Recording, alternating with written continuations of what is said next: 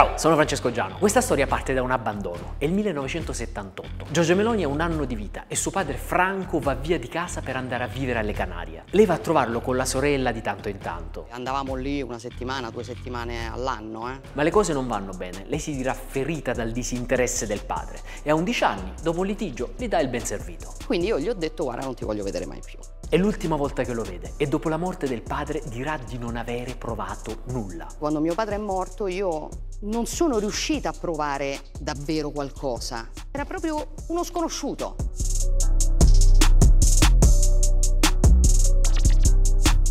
Giorgia Meloni cresce con la madre Anna e la sorella Arianna. La madre è una figura che lei loda come lavoratrice instancabile e donna eclettica, che scriverà romanzi d'amore. Si è cresciuta queste 2 ragazze da sola. Le difficoltà di mia madre a me sono sempre state chiarissime. La sorella, di 2 anni più grande di lei, le fa da madre e a detta di Meloni è una figura guida, l'unica in grado di metterla a tacere. L'unica persona al mondo con la quale io ho fisicamente bisogno di parlare. Oggi è ufficialmente una precaria della regione Lazio, ma si dice sia influentissima nel partito. È moglie di Francesco Lollobrigida, il nipote di Gina e capogruppo di Fratelli d'Italia alla Camera. Ogni politico, per suscitare vicinanza con gli elettori, racconta aneddoti personali. Quello della Meloni è questo. A 4 anni lei e sua sorella accendono le candele in casa, poi vanno a guardare i cartoni animati e l'appartamento prende fuoco. Così i Meloni si trasferiscono alla Garbatella, quartiere popolare di Roma, che la stessa Giorgia riprenderà nei suoi comizi. Giuro che ci provo a essere più posata, pacata, ma ogni tanto.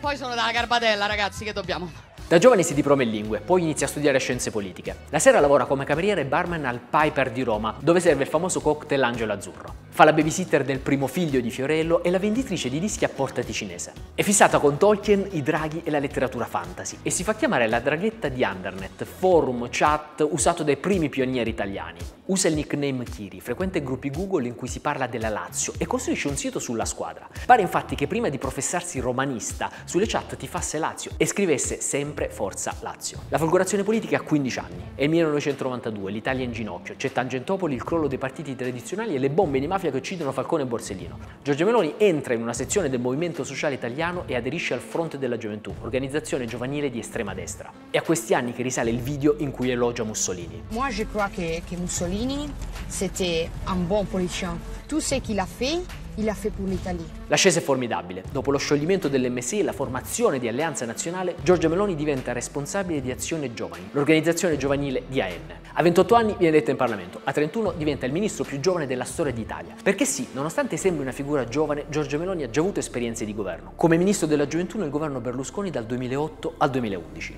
Quando arriva al ministero trova dei finanziamenti già stanziati dai governi precedenti, che può diffondere. Tra i suoi progetti c'è il Fondo Mecenati, per permettere alle imprese di sovvenzionare i giovani, e la richiesta agli atleti italiani di boicottare la cerimonia di apertura delle Olimpiadi di Pechino, per protestare contro la politica della Cina in Tibet. A 35 anni, quando AN è stata disciolta e tutto sommato inglobata da Silvio Berlusconi nel Popolo delle Libertà, lei raccoglie una pattuglia di parlamentari e fonda un nuovo partito. Il nome, Fratelli d'Italia, viene dalle parole dell'inno. Il simbolo torna a contenere la fiamma tricolore appartenuta al Movimento Sociale Italiano, che secondo una teoria rappresenterebbe la fiamma che continua ad ardere sopra la tomba di Mussolini. Lei, per quasi 10 anni ininterrotti, è l'unica leader a stare sempre all'opposizione. Da una parte fa leva sugli elettori più scontenti per la pandemia e la crisi economica, dall'altra punta a rassicurare gli elettori più moderati dicendo che lei non sarà una leader estremista. E allo stesso tempo continua a dire di essere in continuità con i 70 anni di storia della destra italiana per mantenere unito il nucleo originario.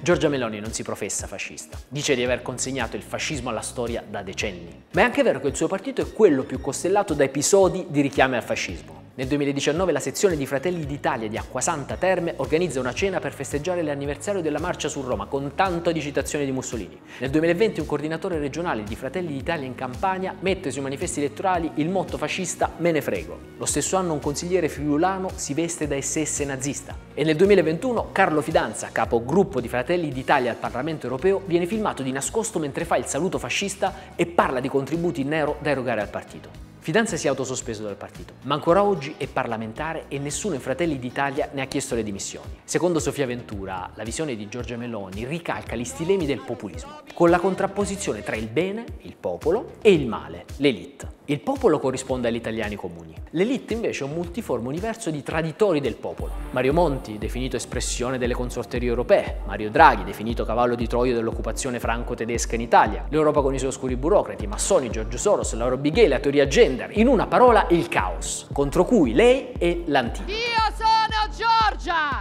sono una donna, sono una madre, sono italiana, sono cristiana. Funziona. Come ha scritto il Financial Times, la sua feroce personalità pubblica, il duro lavoro e la ventata di novità hanno generato un'ondata di sostegno popolare. Sotto la sua guida il partito cresce dal 2% del 2013 fino all'exploit del 2022 e adesso Giorgia si prepara a governare l'Italia, dice come una madre cresce un figlio. L'Italia si può governare come si cresce un figlio. Ha davanti a sé 5 anni in cui dovrà gestire una crisi internazionale, un aumento del costo delle materie prime senza precedenti, una recessione e una delle crisi economiche più gravi della storia d'Italia. Per citare il suo autore preferito Tolkien, tutto ciò che dovrà decidere è cosa fare col tempo che le è stato dato.